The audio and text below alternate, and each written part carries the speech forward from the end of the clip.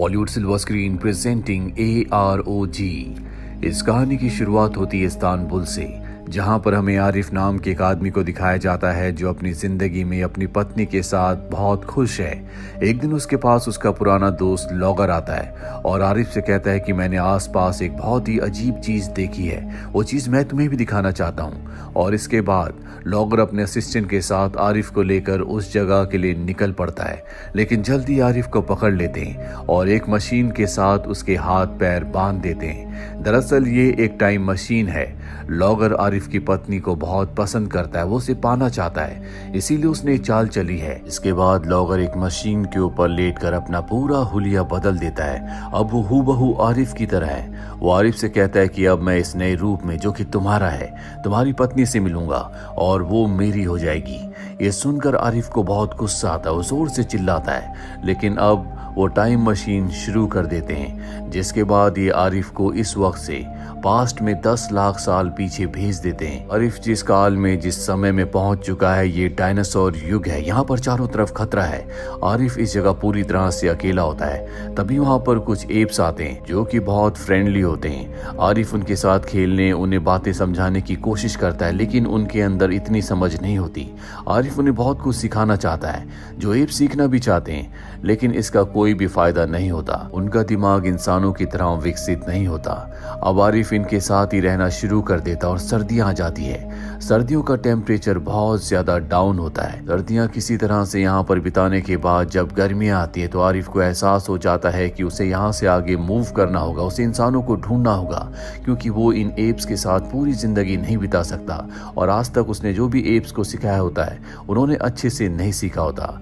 और अब आरिफ यहाँ से आगे निकल जाता है। तभी उसके सामने एक डायनासोर आता है जो आरिफ के ऊपर हमला करना चाहता है, पर तभी आरिफ देखता है कि ये एक फीमेल डायनासोर है जो अपने अंडों की रक्षा कर रही है। आरिफ अपने एक्सप्रेशन से उसे समझा देता है कि वो उसके अंडों को नुकसान नहीं पहुंचाएगा, इसीलिए वो डायनासोर भी उसके साथ फ्रेंडली बिहेव करती है और उसे हनी बी का एक गोल शेल देती है। दरअसल इसके अंदर हनी बी का घर है, और जब वो उसे लेकर जा रहा होता है तभी वो हनी बी उसका पीछा करना शुरू कर देती है, जिसका साइज बहुत बड़ा है। दरअसल ये बहुत पुराना वक्त है और इस वक्त में हर किसी का साइज बहुत बड़ा था। आरिफ अपनी जान बचाने के लिए उस हनी बी से भागता है और वो एक पेड़ के पीछे छुपने में कामयाब भी हो जाता है, लेकिन हनी बी ने उसे डंक मार दिया था, इसीलिए वो बेहोश होने लगता है। अभी वो अपने ऊपर 2 आदिवासियों को देखता है। इससे पहले कि वो उन्हें कुछ कह पाता, वो आदिवासी उसे बेहोश करके अपने साथ ले जाते हैं। आरिफ की जब आंखें खुलती है तो वो देखता है कि वो एक गुफा में है। उसके चारों तरफ बहुत सारे आदिवासी हैं जो उससे डर रहे होते हैं, क्योंकि उसके कपड़े, उसका हर एक चीज उनसे बहुत अलग होता है। साथ ही आरिफ को मारने की तैयारी भी कर रहे होते हैं, लेकिन आरिफ इन लोगों की भाषा को जानता है। आरिफ इनके सरदार से कहता है कि मैं भविष्य से आया हूँ, मैं तुम जैसा ही आम इंसान हूँ। वो उन्हें कन्विंस्ड कर लेता है और तभी यहाँ पर दूसरे कबीले का सरदार अपने लोगों के साथ आ जाता है, जिस सरदार का नाम कारगा है। कारगा बहुत ही शक्तिशाली है। वो इस कबीले के साथ हमेशा ज्यादती करता है। वो यहाँ के लोगों को पकड़ कर ले जाता है, उन्हें मारता है, साथ ही इनकी चीजों को, सामान को भी छीन लेता है। और अब कारगा यहाँ पर अपने लोगों के साथ इस कबीले में यहाँ के 3 सबसे स्ट्रॉन्ग लोगों को लेने के लिए आया है, और उन तीनों में वो आरिफ को भी चुन लेता है। हालांकि आरिफ नहीं जाना चाहता, लेकिन वो आरिफ को बेहोश करके अपने साथ ले जाते हैं। जब कारगा का कबीला अपने कबीले की तरफ जा रहा होता है, तभी कारगा का एक आदमी पत्थर से टकराकर नीचे गिर जाता है, जिससे उसका हाथ टूट जाता है। इस वक्त मेडिकल साइंस पूरी तरह से जीरो था। कारगा और उसके लोग समझते हैं कि उसका साथी मारा गया। वो उसे पत्थरों के नीचे दफनाने लगते हैं। तभी आरिफ, जो कि अब होश में आ चुका है, वो सब देख लेता है और वो कारगा और उसके लोगों को समझाता है कि इसका सिर्फ हाथ टूटा है, और वो उसके हाथ को फिक्स कर देता है, जिससे उसे बहुत अच्छा लगता है। दरअसल इसका नाम टेसो है, और अब टेसो कहीं ना कहीं आरिफ को अपना दोस्त समझता है। ये सब के सब अब उस कबीले में पहुंच जाते हैं जहां पर ये सब के सब रहते हैं। यहाँ पर एक और आदमी होता है जिसका नाम काउलिया है, और काउलिया का ही यहाँ पर राज चलता है, जो कि कारगा का रिश्तेदार भी है।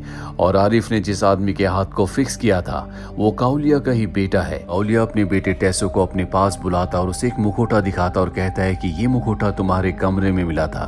टेसो कहता है कि मैंने ये बनाया है। ये सुनने के बाद काउलिया को बहुत बुरा लगता है। दरअसल वो चाहता है कि उसका बेटा एक योद्धा बने, लेकिन उसके बेटे टेसो को आर्ट में बहुत ज्यादा इंटरेस्ट होता है। काउलिया अपने बेटे टेसो को कहता है कि आज से कई साल पहले मेरे पिता ने आसमान से एक चीज उतरते हुए देखी थी।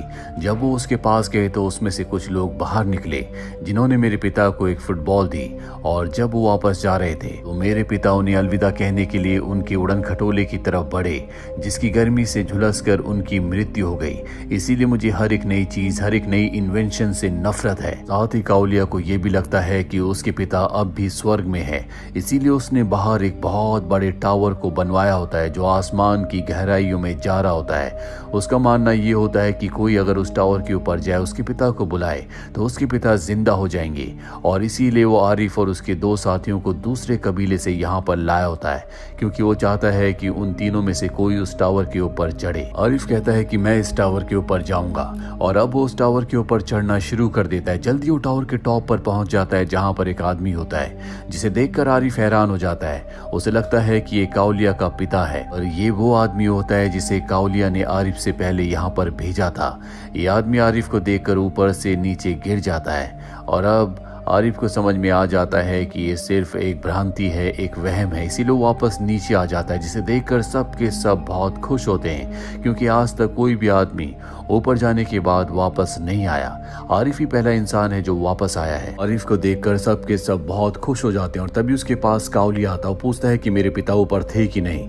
वो कहता है कि नहीं। काउलिया को लगता है कि दीवार अब भी छोटी है, उसे दीवार को और भी ऊंचा बनाना होगा। साथ ही वो आरिफ को माफ कर देता है, क्योंकि वो ऊपर से आने वाला पहला इंसान है। यहाँ पर काउलिया का बेटा टेसो उसका एक चित्र भी बनाता है, क्योंकि उसने बहुत ही बहादुरी का काम किया है, जिसकी आरिफ बहुत तारीफ करता है। और इसके बाद टेसो उसे अपनी सारी चित्रकारी दिखाता है, जिससे कि आरिफ बहुत ज्यादा इंप्रेस हो जाता है। साथ ही वो अपनी पीठ पर उसे एक लड़की का टैटू भी दिखाता है, जिससे वो प्यार करता है। इस लड़की का नाम मिमी है, जो कि दूसरे कबीले की है। अब रात को टेसो और आरिफ दोनों के दोनों काउलिया के पास जाते हैं। काउलिया अपने बेटे टेसो को कहता है कि मैं तुम्हारी शादी एक लड़की से करना चाहता हूँ, पर टेसो साफ साफ मना कर देता है, क्योंकि वो मिमी से प्यार करता है। काउलिया को इससे गुस्सा आता है, और वो टेसो और आरिफ को वहां से निकाल देता है। और अब टेसो और आरिफ उसी कबीले की तरफ जा रहे होते हैं जहां से ये आरिफ को पकड़ कर लाए थे, क्योंकि मिमी उसी कबीले के लीडर की बेटी है, जो कि टेसो को बिल्कुल पसंद नहीं करती, क्योंकि उसके पिता सब पर जुल्म करते हैं। और जब आरिफ मिमी को टेसो की पीठ पर उसी का टैटू दिखाता है, तो उसकी सोच उसके लिए पूरी तरह से बदल जाती है, और अब ये सब के सब मिमी के कबीले में वापस आ जाते हैं, जहाँ पर आरिफ सबको अपनी सच्चाई बताता और कहता है कि मैं भविष्य से यहाँ पर आया हूँ, यानी कि 10 लाख साल आगे से यहाँ आया हूँ, और मैं चाहता हूं कि यहाँ की जिंदगी भी बेहतर बन सके, जिसके लिए हम टेक्नोलॉजी का इस्तेमाल करेंगे। काउलिया की गुफा में बहुत सारी ऐसी चीजें हैं जो हमारे काम आ सकती है, उन सब चीजों को हमें वहां से लाना होगा। ये सुनकर सब बहुत खुश हो जाते हैं और उसका साथ देने के लिए तैयार हो जाते हैं। रात को आरिफ टेसो के साथ काउलिया की गुफा में जाता है, जहां से वो जरूरत की सारी चीजों को ले आते हैं, जो कि काउलिया ने छुपा कर रखी थी, क्योंकि वो नहीं चाहता कि टेक्नोलॉजी किसी भी तरह से एडवांस हो। और अब कई महीनों की मेहनत के बाद आरिफ की मदद से इस गांव में, इस कबीले में बहुत सारी चीजें एडवांस हो जाती है, जिससे यहाँ पर रहने वाले लोगों की जिंदगी आसान हो जाती है। साथ ही गांव भी बहुत खूबसूरत हो जाता है। ये देखकर सब के सब बहुत खुश होते हैं। वहीं काउलिया को पता चल जाता है कि उसकी गुफा से बहुत सारी चीजें चोरी हो चुकी है, इसीलिए वो अपनी सेना के सरदार कारगा को एक बार फिर से उस गांव में भेजता है। और जब कारगा यहाँ पर इस गांव में, इस कबीले में आता है, तो देखता है कि आरिफ की मदद से यहाँ की टेक्नोलॉजी पूरी तरह से बदल चुकी है, जो कि उनके वक्त से बहुत ज्यादा एडवांस, यानी कि बहुत ज्यादा आगे वक्त की होती है। कारगा कहता है कि ये सारी चीजें मेरे हवाले कर दो, और आरिफ ऐसा करने से मना कर देता है। वो कारगा से कहता है कि वक्त बदल चुका है, अब हम तुमसे नहीं डरते, और वो कारगा का मजाक भी उड़ाता है। कारगा कहता है कि जल्दी मैं अपनी पूरी सेना के साथ वापस आऊंगा, और वो वहां से चला जाता है। अब एक दिन आरिफ इस गांव के, इस कबीले के बच्चों का जब नाटक देख रहा होता है, तभी उसे कुछ शोर सुनाई देता है, और जब वो गांव की तरफ वापस जाता है तो देखता है कि काउलिया की सेना के सरदार, जिसका नाम कारगा है, उसने पूरे गांव को जला दिया है, और वो यहाँ से निकल चुका है। ये देखकर आरिफ को बहुत गुस्सा आता है, इसीलिए काउलिया के पास जाता है और कहता है कि तुम्हें सब कुछ बंद करना होगा, साथ ही जो हमारा नुकसान हुआ है उसकी भरपाई करनी होगी। लेकिन काउलिया साफ साफ मना कर देता है, जिसके बाद आरिफ कहता है कि हम एक फुटबॉल मैच खेलते हैं, अगर इस फुटबॉल मैच में हम जीते तो तुम कभी भी हमारे गांव में हमारे लोगों को, हमारे कबीले को परेशान नहीं करोगे, और अगर तुम जीतते हो तो मैं तुम्हारे उस टावर को, उस दीवार को जिसके ऊपर चढ़कर तुम अपने पिता को वापस लाना चाहते हो, अकेले ऊंचा करके वापस ले आऊंगा। काउली उसकी शर्त मान जाता है। दरअसल आरिफ को ऐसा लग रहा होता है कि इन्हें फुटबॉल खेलना नहीं आता, लेकिन जो स्पेसशिप ऊपर से नीचे आया था जिसने इन्हें फुटबॉल दी थी, दरअसल उन्होंने इन्हें फुटबॉल खेलना सिखाया भी था। काउली आरिफ को अपने फुटबॉल प्लेयर्स दिखाता है जो बहुत ज्यादा एक्सपर्ट होते हैं। इसके बाद आरिफ अपने गांव, अपने कबीले वापस आ जाता है, जहां उसे पता चलता है किसी को फुटबॉल खेलना नहीं आता, लेकिन फिर भी वो ऐसे लोगों को चुनता है जो फुटबॉल खेल सकते हैं। वो उन्हें प्रैक्टिस करवाता है और कुछ दिनों की प्रैक्टिस के बाद सबको फुटबॉल खेलना आ जाता है और अब काउली की टीम से इनका मैच होता है। काउली की टीम बहुत अच्छा फुटबॉल खेल रही होती है, इसीलिए वो एक के बाद एक 4 गोल्स कर देती है, साथ ही वो चीटिंग भी कर रही होती है। आरिफ इस बात से परेशान होता है कि उसे किसी भी कीमत पर इस मैच को जीतना होगा, नहीं तो वो अपनी जान से हाथ धो बैठेगा, क्योंकि वो किसी भी कीमत पर काउली के पिता को वापस नहीं ला सकता। तभी आरिफ की टीम का एक प्लेयर एक गोल कर देता है, जिसे करने के बाद वो इतना खुश हो जाता है कि वो आगे बढ़ता हुआ आग में गिर जाता है। अब हाफ टाइम के बाद टीम का स्कोर होता है 4 और 1, यानी कि काउली की टीम ने किए 4 गोल और आरिफ की टीम ने किया है 1 गोल। हाफ टाइम के बाद एक बार फिर से मैच शुरू होता है और अब आरिफ बहुत अच्छा परफॉर्म करता है। वो एक के बाद एक 3 और गोल्स कर देता है, जिससे स्कोर 4-4 की बराबरी में आ जाता है और अब इन्हें जीतने के लिए सिर्फ 1 गोल करना है। और जब आरिफ की टीम का एक प्लेयर गोल करने वाला होता है, जिसके लिए ऊपर उड़ता है, तभी वहां पर एक उड़ने वाला डायनासोर आता है और उसे पकड़कर अपने साथ ले जाता है, जिस पर काउली की टीम आरिफ की टीम का मजाक उड़ाती है। ऐसो को इससे गुस्सा आता है और वो काउली की टीम के एक प्लेयर को अपना हेड मार देता है, जिससे उन्हें पेनल्टी मिलती है। पेनल्टी गोल को किसी तरह से आरिफ की टीम का गोलकीपर रोक लेता है, जिसके तुरंत बाद आरिफ बहुत ही बेहतरीन गोल करता है और इस मैच को जीत जाता है। ये देखकर काउली भी बहुत इम्प्रेस होता है, वो उसके लिए तालियां बजाने लगता है, जिसके बाद दोनों कबीलों के बीच में दोस्ती हो जाती है। और तभी यहाँ पर एक पोर्टल खुलता है, जिस पोर्टल के अंदर से आरिफ की पत्नी बाहर निकलती है, जो आरिफ को बताती है कि मैंने इंटरनेट पर एक वीडियो देखा था जिसमें आर्कियोलॉजिस्ट को 10 साल पुरानी एक रिंग और एक घड़ी मिली थी, जो कि तुम्हारी थी। साथ ही पत्थर पर जो तुमने अपना नाम लिखा था वो भी आर्कियोलॉजिस्ट को मिला था। इसके बाद मेरे घर पर लोगर आया, हालांकि वो तुम्हारे भेष में था, लेकिन उसने अपनी आंख का एक लेंस कहीं गिरा दिया था, जिससे मैं उसे पहचान गई।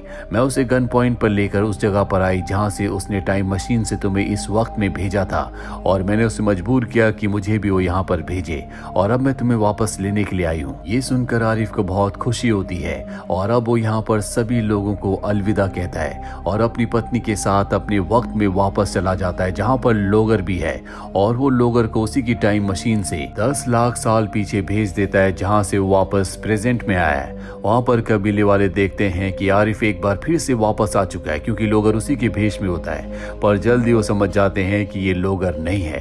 तभी पीछे से एक डायनासोर आता है जो लोगर को निगल जाता है, और इस तरह से बुरा करने वालों का बुरा ही अंजाम होता है। यहीं पर ये फिल्म, ये कहानी खत्म हो जाती है। उम्मीद करते हैं कि ये कहानी आपको पसंद आई होगी।